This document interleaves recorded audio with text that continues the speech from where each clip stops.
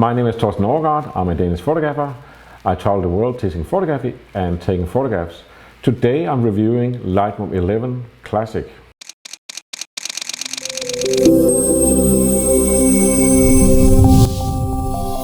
Below the video here you can download my free presets and styles for Lightroom 11, and it's a simple package. Normal price is $48. You click here, you use the code, it's free today, so just go download.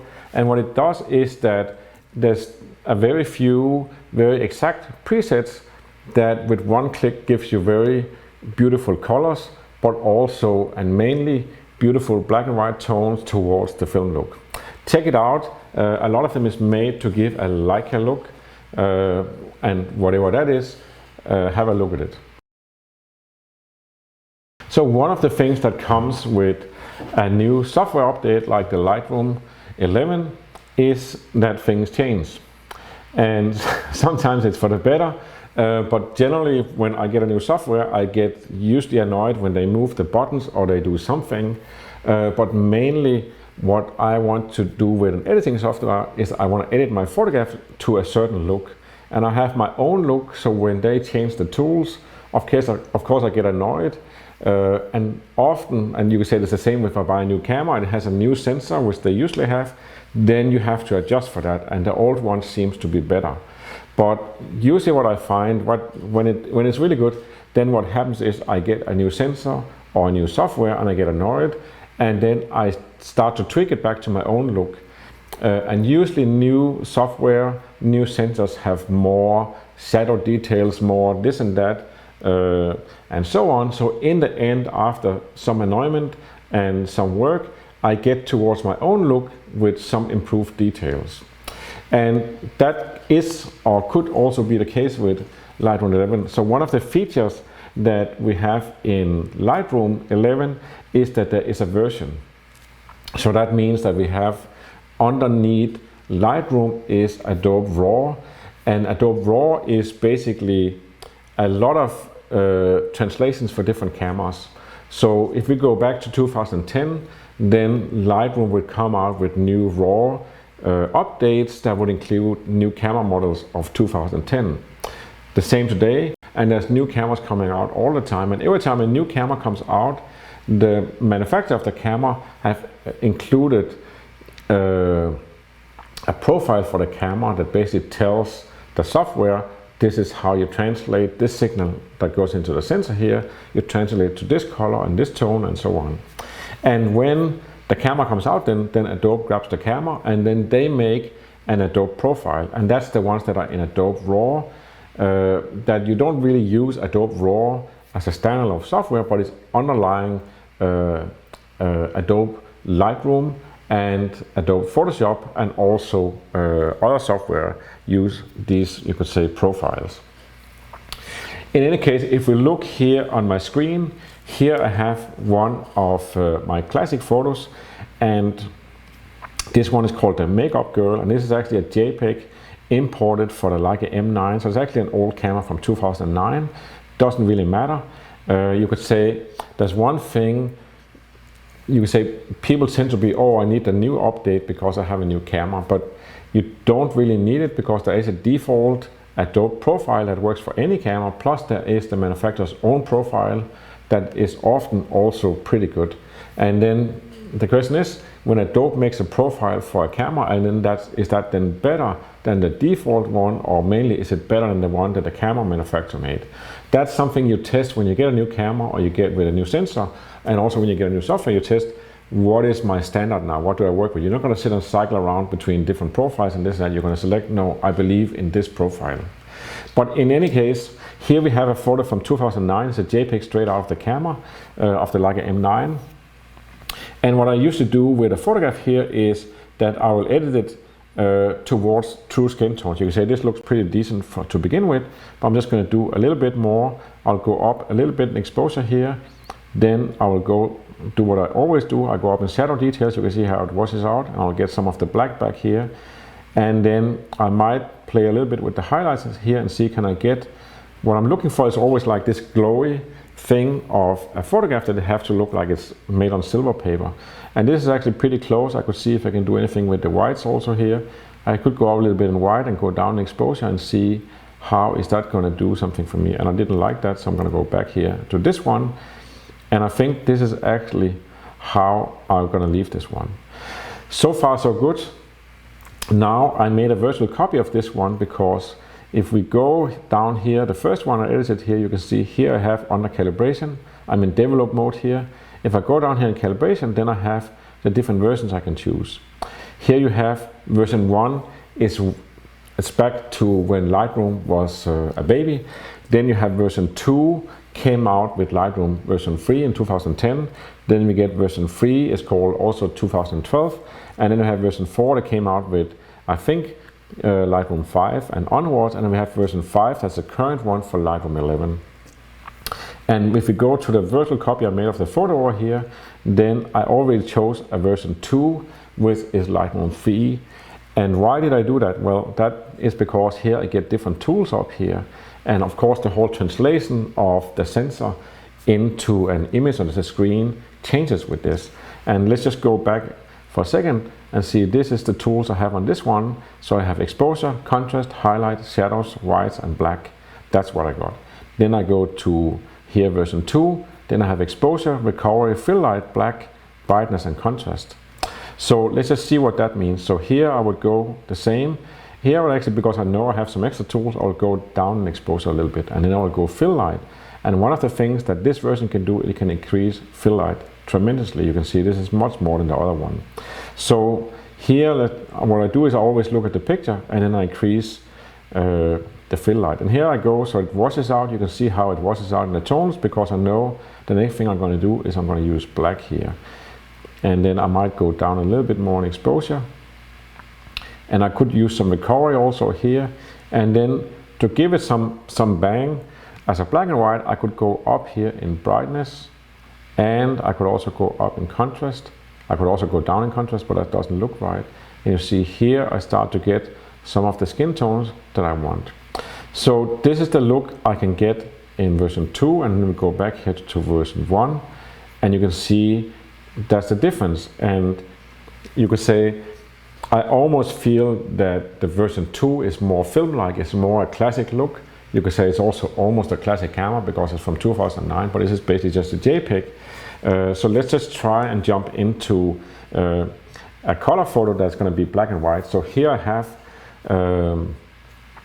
a photo I did in my hometown Aarhus, and I'm just going to tilt it as the first thing. This is part of my Leica Noclux class, and I'll just do a crop that makes some sense here. So I'll do something like this, and then what I could do is I can actually copy that crop. I'm just going to go in here, and because I have the next one ready, and here, hang on, see if I can find my crop here. And then I have to find my crop. There we go, crop. There we go. Copy this one, and I go here, I have a copy, and I just paste it into it here with Command V. There we go. So now I have the same starting point. Now I go back. This is version 5, so that's the current Lightroom version. And what I will do with this one is I will just go up in exposure here, and what I'm editing for is always the skin tone here. So I'll go something like this. I'll go down because I have a lot of highlights in this one, but that's okay because it's out of focus. So I'll go down in highlights. I'll also go down a little bit in whites, something like this. And I will increase shadow details, and you can see here he has the scarf and stuff. Let's just go closer to him. I have the scarf here, so I'm going to increase my shadow details, something like this. And then I'm going to add some blacks to get my tones back here, something like this. And this is supposed to be a black and white photo, so I go down here and I desaturate. I could also go up here, say black and white, but I say desaturate because then now I can actually still play around with the white balance here. That's going to change the overall tone, but that's not what we're doing now. So here I have the photo now, and I kind of like, okay, maybe I go down a little bit in exposure, and I go up a little bit in black. It's this way, let's see, something like this. I think this looks beautiful. See how he stands out on the bicycle here in the middle of the street. It's part of the Noclux effect, but of course also the light. So that's the look I would get with Lightroom 11. And let me just try and go here. The other version we have is, we go down here and see this is version 2 is supposed to be. So we go here, and then I would say here again, I go up in exposure, something like this. Let's look at the face. And then I can go here. Now the tools becomes different, you see. So now I can go here, I say recovery, and then I would go something like this. And then I can say fill light, and let's go to the scarf again. And here, I mean, just to show you how extreme I can go, this is really extreme. So you can imagine you have some photos where you just want to beat out a lot of shadow details, then you go back to version 2. So I go something like this, and then I say I'm going to increase black here, and then I'm going to go down a little bit in exposure because that's the tone of the face. And then now I'm going to desaturate and then see where am I, and then that's going to make me want to do a little bit more fill light, actually a lot more, see how much more of the scarf I can get out here. So now I have a lot of detail in the scarf, and that is the point with fill light. It's like the darkest areas, which is the scarf here, and then I'm going to add some black so I get my contrast back, but you see I maintain my details. And then I go back and look at the face, because it's the face I want to, the face have to look right. And see here, I'm going to go a little bit down recovery because I actually want to have this sparkle behind. And then even I did these things now I can go down. I still have here brightness and contrast I can play with. So I could actually go here, because I could go down at exposure, because that gives me some space to play with. Now I can go up in brightness here, so I get back his skin tone, and then I can go contrast here. And then I get something like this. So this is version 2. And you will see it looks slightly different than the other version here. And what I think in generally, because I used version 2 a lot with Leica sensors, new and old sensors, if I should say some conclusion is that version 2 have a more film-like look, and you can kind of like, you could say it's almost like Lightroom with version 5. What they're trying to do is they're trying to accommodate, I mean, we have new sensors like this one in the Leica SL2, the Leica Q, and we have the Nikon C cameras and the Canon cameras coming out, and they have very elastic sensors. And you could say the trend in lens design is towards perfection, and the sensor design is towards perfection. So it means like we want to have almost HDR look, and we want to have a lot of details and clarity and sharpness. So, and that's great in many ways, but if you want to stay with a film look, like from slide film or from black and white film, then those looks tends to become a little bit too plastic. And that's where if you look at this one again, you could say, here we have version 5, and yeah, that's a nice photo. And here we have version 2, and that's kind of like, I wouldn't say outstanding photo, but if you can follow me, that is a little bit more film-like in the style of it, and that is simply just the tools you get here. You could say the underlying engine, I don't know that there's anything particular different. I think it's the same software in many ways, but the tools, the sliders are different. So that's basically my take on this one. And changing version is something you can do anytime in Lightroom. You cannot put it in as a preset, so it's not that you can import all your photos and then they come in version 2. But what you can do is that you can make a preset. You can say here Command C, then I can have here that I can copy, not the crop, but I can copy the process version, and this one I can save as a preset. And then I can apply that preset when I import all my photos. If I decide that I want to have all my photos using version 2 as default, then I would apply that preset to everything I import, and I would always work in Lightroom version 2. So that's almost like working in Lightroom 3, but you're working in Lightroom 11, but you have the tools from Lightroom 3. So that is a possibility, and it's something that's worth looking at. And that's basically all I had to tell you today, something to think about. And this, of course, is something that is taken out of my Lightroom Survival Kit number 11. The Lightroom Survival Kit is a kit I've made since 15 years ago, where I had some workshop students that said, hey, can we meet again and do a workflow or Lightroom editing class. And we did in Berlin. We were bored to death. So after a little more than 1 day or 4 days, we said, okay, let's go out and photograph instead. So we did that, and we had a lot of fun photographing, and we got some great photos. And when I came back from that workshop, I said, I'm never ever gonna do a workshop based on a software again. But I will make a tool, because everybody have to edit the photos and they have to be good at it and make something beautiful out of it.